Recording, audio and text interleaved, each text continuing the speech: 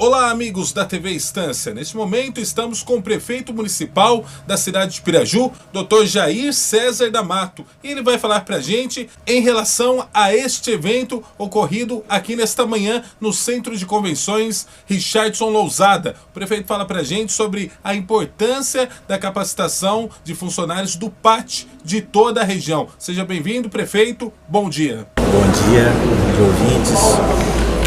Olha, é um momento de bastante felicidade quando hoje nós recebemos aqui o secretário de Trabalho e a gente pode lembrar todo o movimento que ocorreu nos últimos 3 anos.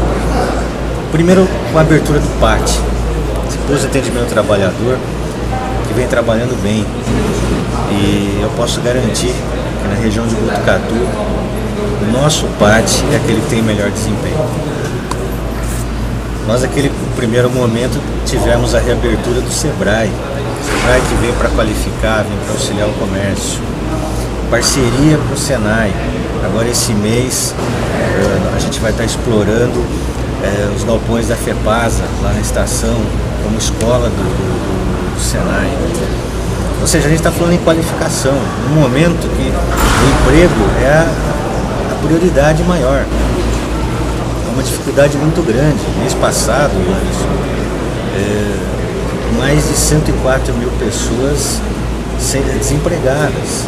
Quando você faz uma média disso, no ano nós tivemos mais de 1.200.000 pessoas desempregadas de março de 2015 até março de 2016. Então é necessário qualificação. Qualificação para você poder ter emprego. Você colocava sobre o plano diretor, finalizando a audiência pública. Eu canso de dizer que não é o prefeito que tem que ditar como a cidade vai avançar na questão do turismo. Nós precisamos ter um plano diretor. O plano diretor nada mais é do que uma diretriz. O plano diretor vai colocar os pontos de desenvolvimento. E isso aí, houve toda uma participação de uma equipe qualificada tecnicamente, que pôde estar em debate com a nossa população, conversando com a população, fazendo pesquisa junto à nossa cidade. Então é um momento assim, muito importante para a cidade de Piraju. É um plano diretor que foi feito ouvindo a população, com a participação da população, que é uma marca registrada da nossa administração.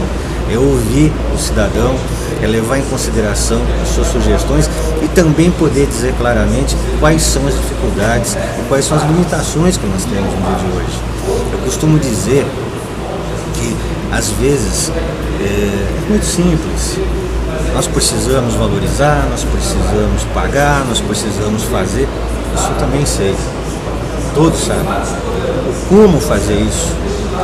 E esse como fazer, nós temos que aprender a ouvir as pessoas e poder, dentro de um debate, dentro de uma explicação clara, dentro daquilo que é real, não do que deveria ser.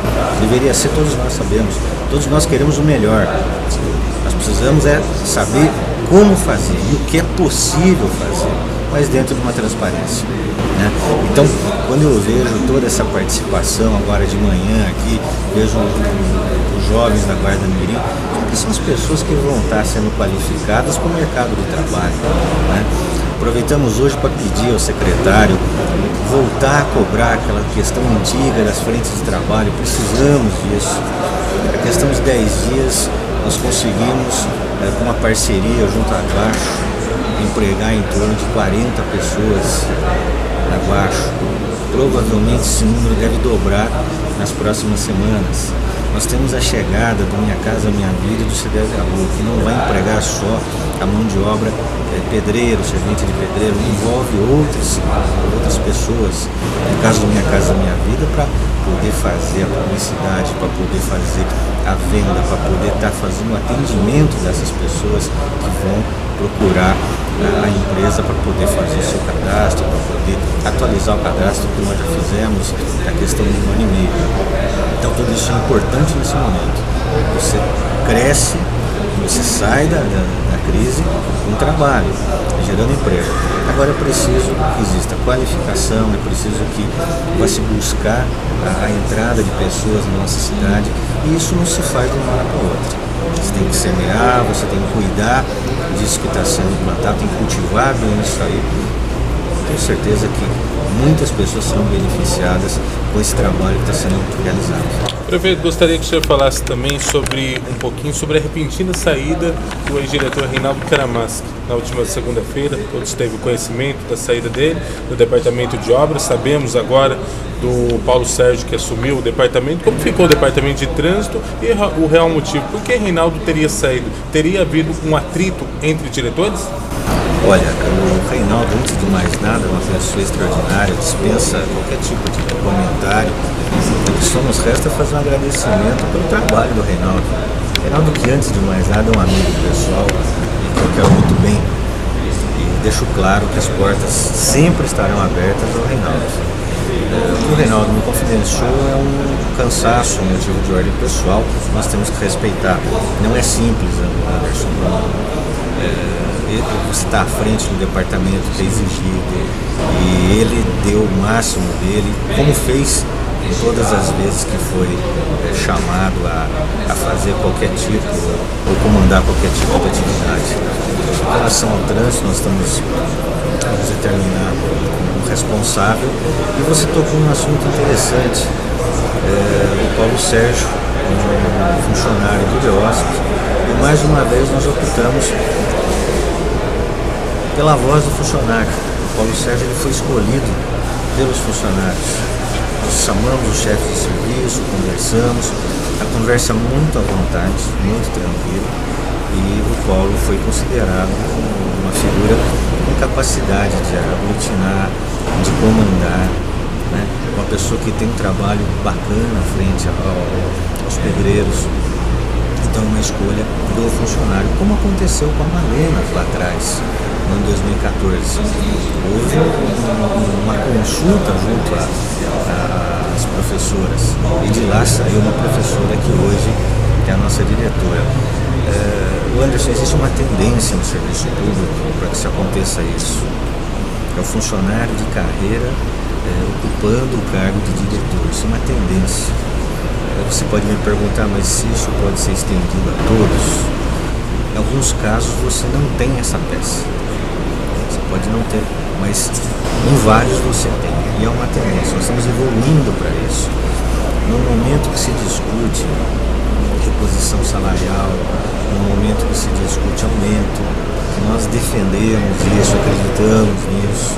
Eu, quando tive a oportunidade, inclusive não só fiz a reposição, como promovi um aumento real importante no ano 2014, eu entendo que hoje o importante é a manutenção do emprego, mas entendo também que nós precisamos ter um grupo valorizado, um grupo reconhecido. E a maior forma de reconhecimento, é quando você ouve o seu funcionário. A gente vive um momento onde nosso orçamento não se realiza. Quando eu falo não se realiza, porque o nosso ouvinte entenda, você tem uma estimativa, e isso não ocorre. Não ocorre por quê?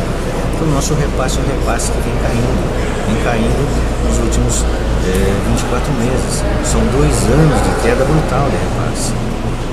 Se você não tem orçamento, você não tem dinheiro para poder assumir compromissos. Aí é aquilo que eu estava falando para você. Nós não podemos falar em tem que fazer. Todo mundo sabe o que tem que fazer. Como fazer, né? E a nossa lição de casa está sendo feita. De que forma?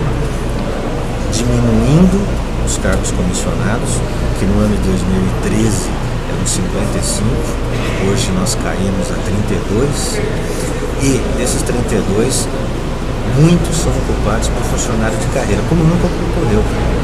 Então você tem um número diminuto de diretores que não são do quadro da prefeitura. Isso vai diminuindo. Esse é um corte importante. Ele não é suficiente. Está muito longe de ser aquilo que nós precisamos. Mas é uma demonstração de vontade, uma demonstração de que nós precisamos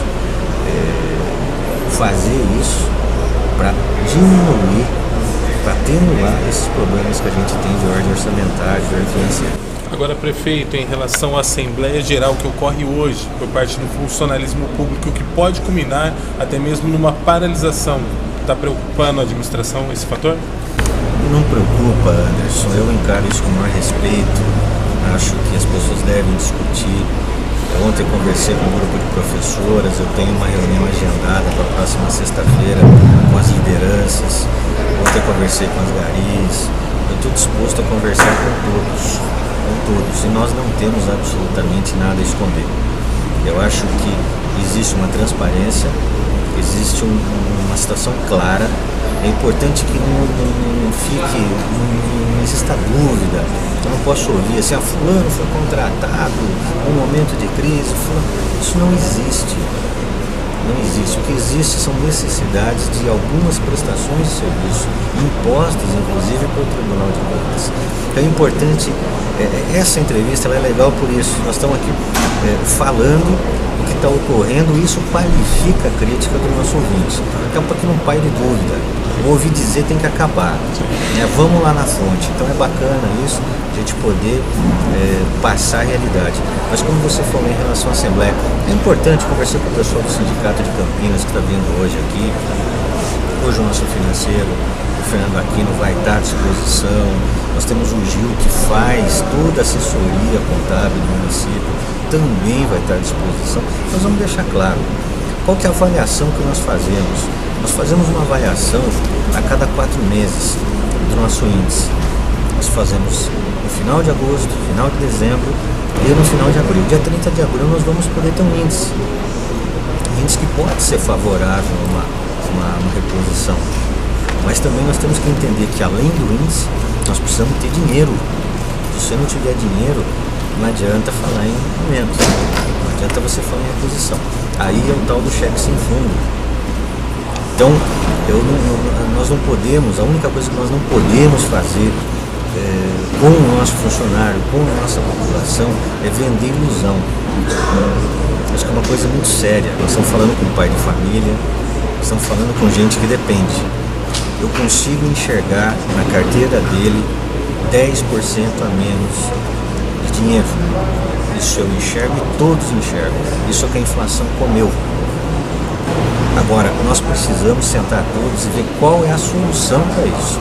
Mas não uma solução, Anderson, demagógica. Não é misturar estações, não é falar que deveria fazer aquilo sem poder, de repente, utilizar um determinado dinheiro que vem específico para uma determinada ação para se falar em pagamento. Então, uma conversa que tem que ser muito clara, uma conversa técnica. Né? Se nesse momento a gente chega à conclusão que a prioridade é um emprego, nós vamos manter um emprego. Agora, eu estou aberto a qualquer tipo de solução. E a matemática perversa é a matemática hoje de você diminuir funcionários. Essa iria permitir uma reposição de 10%, que é aquilo que foi comido do salário do funcionário. Mas essa eu entendo que ela é perversa. Nesse momento, você não pode expor pais de família à situação. Nós tivemos lá atrás um ganho real de 6%. Hoje nós estamos tendo uma perda de 10%. Nós vamos tentar chegar numa equação para beneficiar todos. Agora, como fazer isso? Nós temos que sentar todos, sem demagogia, sem conversa fiada. Eu não posso ouvir uma pessoa falar assim, mas eles merecem. Mas óbvio que merecem, mas merecem muito mais do que isso. Muito mais do que isso. Repito, a porta está aberta para a gente poder conversar e poder solucionar esses problemas.